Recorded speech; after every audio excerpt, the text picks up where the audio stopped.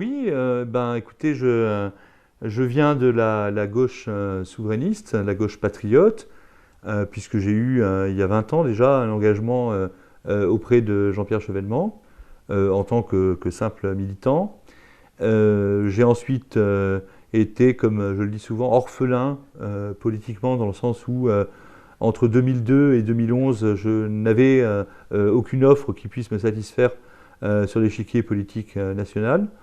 Donc j'ai fait de la politique autrement pendant cette période-là, de façon un peu flottante.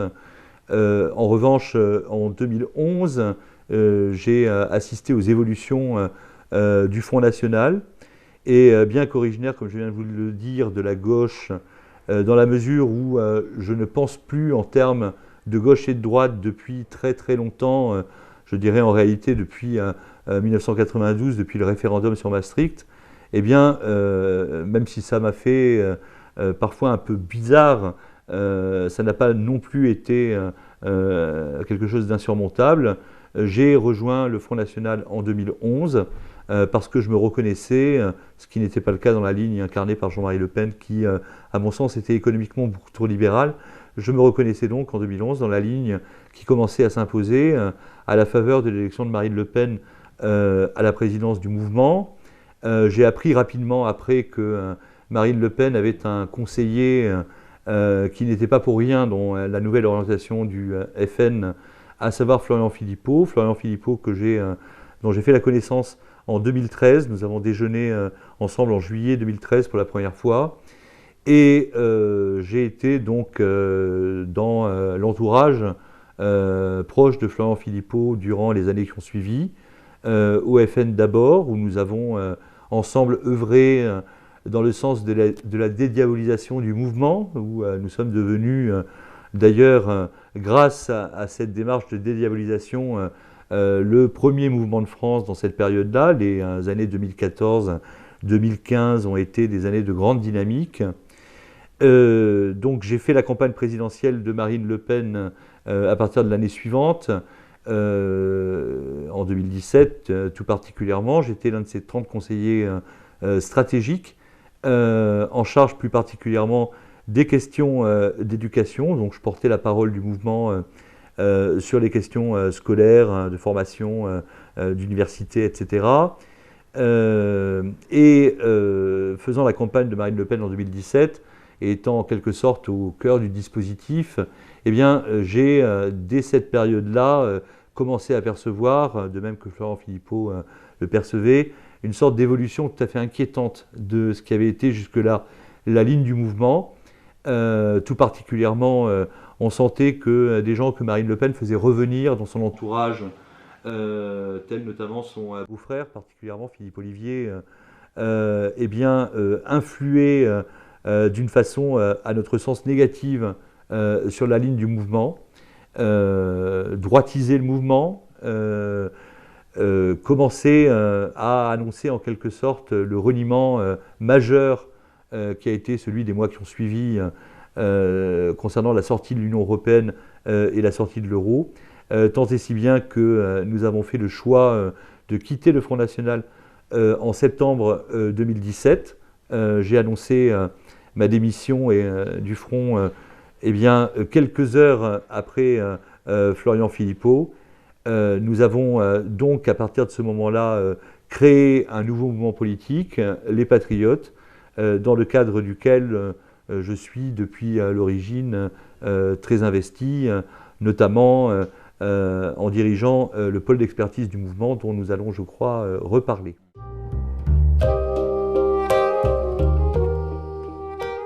Alors, l'initiative de Défi Souverainiste est connectée au mouvement Les Patriotes, bien sûr.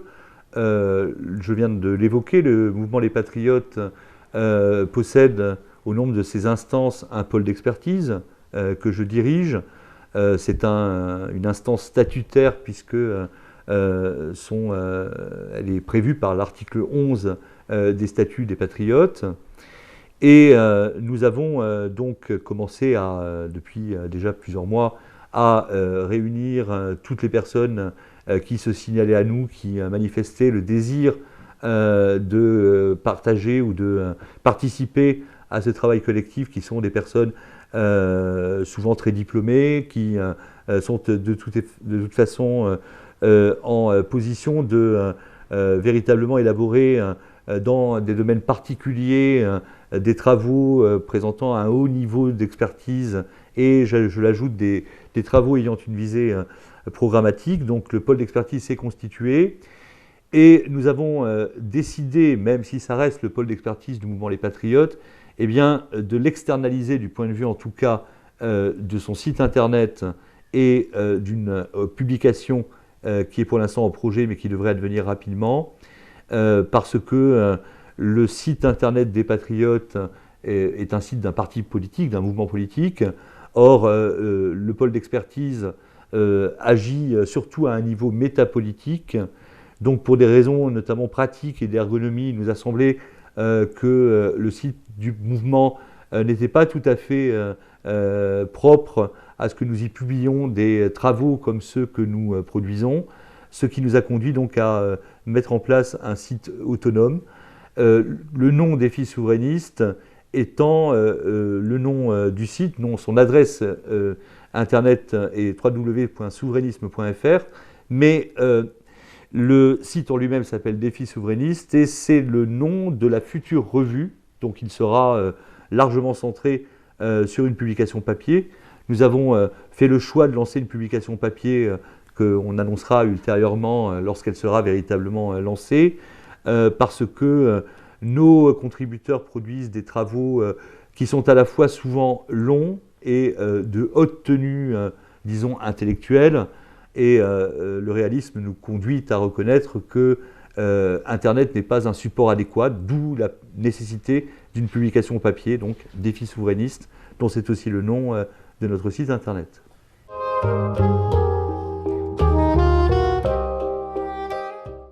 Oui, bien sûr, c'est-à-dire que nous visons d'abord, nous accepterons très volontiers, les bras ouverts, toute contribution qui pourrait venir de quelques personnes, que ce soit se situant dans ce que j'appelle assez souvent la nébuleuse souverainiste, la galaxie souverainiste, parce que nous considérons que les idées n'appartiennent ni à un parti ni à un autre, mais ont par nature quelque chose de transpartisan et que du reste, il importe que les idées circulent.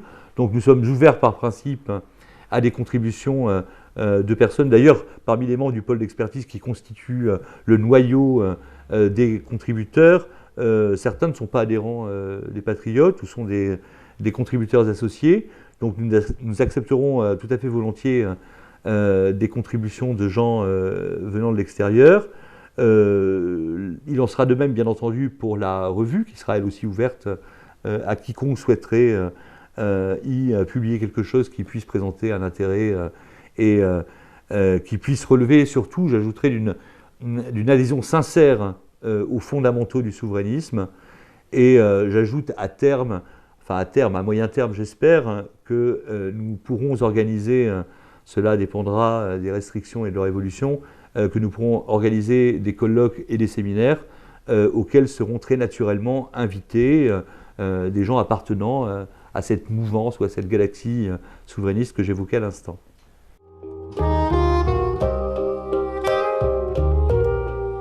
Bien, écoutez, le souverainisme dont j'ai pu d'ailleurs percevoir, pour avoir fait plusieurs campagnes électorales, que la notion n'était pas toujours très bien comprise par nos compatriotes. Elle est pourtant extrêmement simple à expliquer. Je dirais que être souverainiste, c'est viser un projet extrêmement simple, celui de redonner au peuple français la pleine maîtrise de son destin. Voilà. Et souverain, un pouvoir au-dessus duquel ou supérieur auquel il n'y a absolument rien, un pouvoir qui est en lui-même le pouvoir souverain. Or, bien entendu, le fait que, puisque vous m'interrogez sur la connexion avec la nation, le fait d'avoir pour projet politique de permettre à la nation de récupérer, c'est-à-dire au peuple constitué en corps civique, de récupérer l'ensemble de ses souverainetés, c'est la condition pour que les politiques publiques aillent dans le sens de l'intérêt général du peuple. Donc pour nous, ça nous paraît une nécessité à tous égards, et c'est surtout une rupture majeure par rapport à toutes les politiques qui ont été conduites durant les 30 ou 40 dernières années, où effectivement, eh bien, il s'est agi de nous déposséder de tous nos pouvoirs souverains, au point qu'aujourd'hui, particulièrement dans le contexte de notre appartenance à l'Union européenne, nous n'avons ni le pouvoir de battre monnaie, ni le pouvoir de déclarer ou de décider de la guerre et de la paix, ni, bref, aucun des pouvoirs qui appartiennent de façon intrinsèque à la nation pourtant.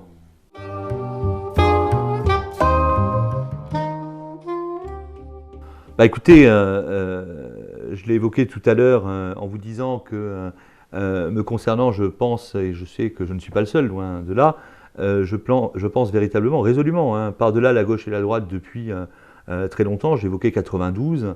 Bon, à chaque fois qu'on interroge, qu'on veut bien les interroger, les Français sur les questions majeures, la question majeure de la souveraineté, c'est-à-dire la question de notre appartenance à l'Union européenne, que ce soit 92, que ce soit 2005, le traité constitutionnel européen. Il est vrai qu'on ne les a pas interrogés depuis, après avoir provoqué ce déni de démocratie absolument insupportable qu'a été donc la ratification du traité de Lisbonne par la voie parlementaire. Mais à chaque fois qu'on a interrogé et qu'on interrogera, si ça doit être le cas par le futur, les Français sur la question majeure de la souveraineté, c'est-à-dire de leur appartenance à l'Union européenne, on voit qu'il n'y a plus ni gauche ni droite. En réalité, il y a des lignes de fracture qui passent à gauche et qui passent à droite. Il y a une partie des forces habituellement considérées comme à gauche, habituellement considérées comme à droite, qui votent, qui se déterminent de la même façon pour la souveraineté contre notre appartenance à l'Union européenne. Donc je vous répondrai en un premier temps que le souverainisme, bien entendu, n'est ni de gauche ni de droite. Et c'est d'ailleurs le positionnement tout à fait clair d'un mouvement politique comme les Patriotes qui ne sont ni de gauche ni de droite. Alors il faut préciser, je pourrais le faire par une analyse historique, mais le temps sans doute nous manque.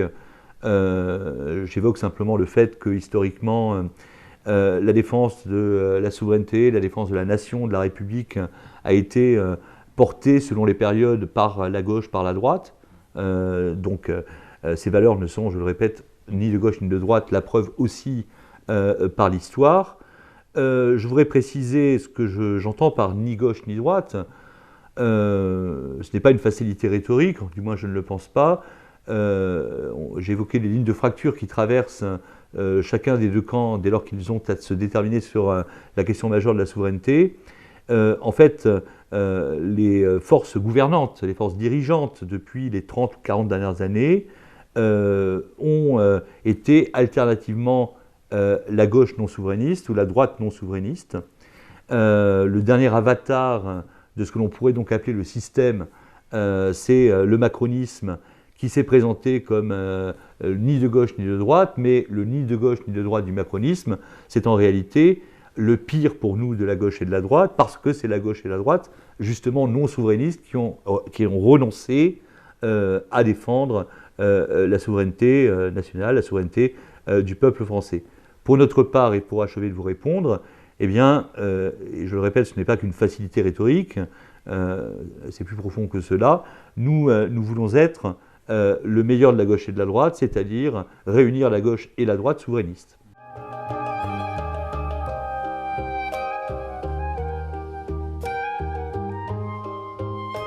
Absolument.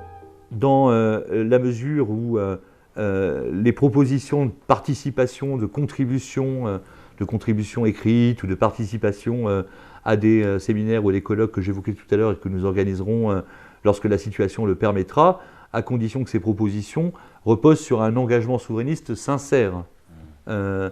Parce que, sans ouvrir ici de polémique, je dirais qu'il y a des souverainistes Canada Dry qui se présentent comme tels, mais qui en réalité le sont assez peu quand on regarde de près. Bon, j'évoque une dernière fois le RN. Pour moi, le RN n'est absolument plus un parti souverainiste, bien entendu, pour donner un exemple.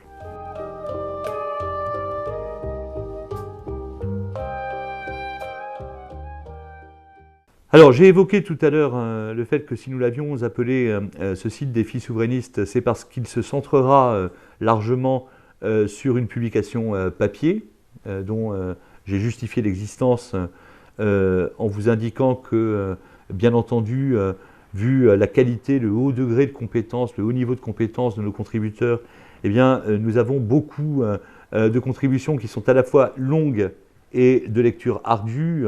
Donc de ce point de vue, une publication sur un simple support informatique ne permettrait pas de leur permettre d'avoir toute... ne serait pas adéquat, je veux dire. Hein.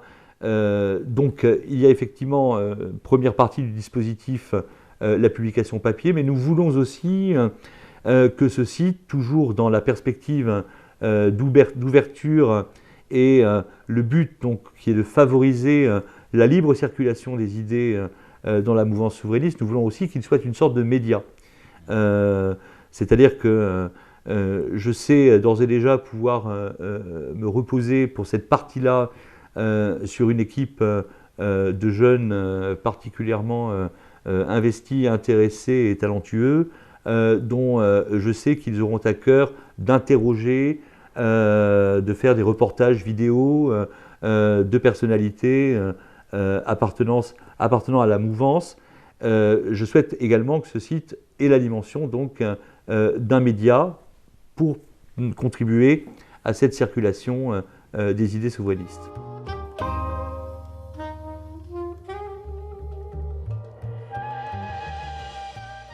Ah, j'en suis absolument convaincu, et je vous dirais même les choses plus clairement. Je suis à peu près certain que même en l'état actuel des choses, le souverainisme est au fond majoritaire dans l'opinion française. Preuve en est, je sais bien que la France n'est pas le seul cas, qu'il n'y a plus eu depuis 2005, depuis cette sorte de détournement insupportable de la démocratie par, je le répète, la réinjection des dispositions du TCE via le traité de Lisbonne ratifié par voie parlementaire, que les Français n'ont plus été interrogés sur la question pourtant absolument essentielle de la souveraineté. Je crois que c'est la raison principale, c'est que nos élites savent bien, au fond, que le souverainisme est une idée qui est potentiellement majoritaire dans l'opinion publique. Je rappelle tout de même que lors du référendum de 2005 sur le TCE, c'était 55% de Français qui ont refusé ce traité constitutionnel européen. Donc, je ne doute pas un seul instant de l'avenir du souverainisme, et c'est heureux parce que c'est une condition de salut. C'est une condition de salut particulièrement du point de vue du bien-être social de nos compatriotes, dont on sait bien qu'il est très profondément mis à mal par des politiques justement non souveraines qui en fait répondent aux seuls intérêts d'une oligarchie mondialiste. Maintenant, le rapport que j'ai à cet avenir n'est évidemment pas un rapport incantatoire. Il nous appartient de faire de l'avenir une réalité, de faire de cet avenir une réalité, ce qui bien évidemment passe par nos actions politiques en tant que mouvement politique, qui lui aussi est ouvert bien sûr au rassemblement de différentes tendances du souverainisme, et pour ce qui nous intéresse plus particulièrement aujourd'hui, à notre travail métapolitique, permettant effectivement de donner corps aux idées et de permettre au sein de la galaxie souverainiste leur libre circulation pour qu'elles renforcent leur position majoritaire et le deviennent pour de bon.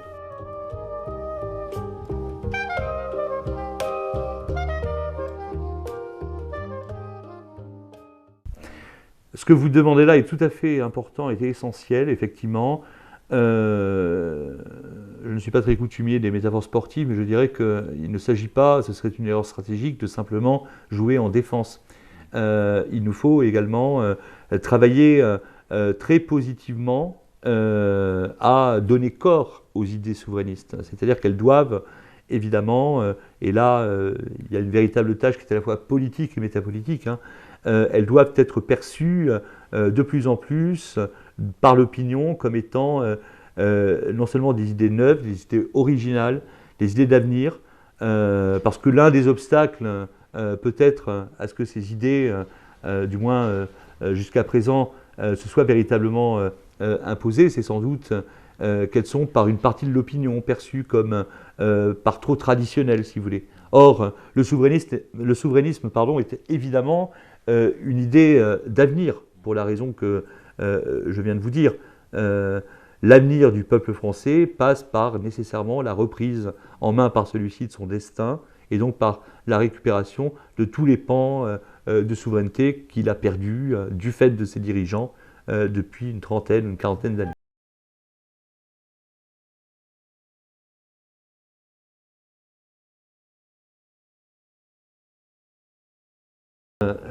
Très abondamment Gramsci sur cette question.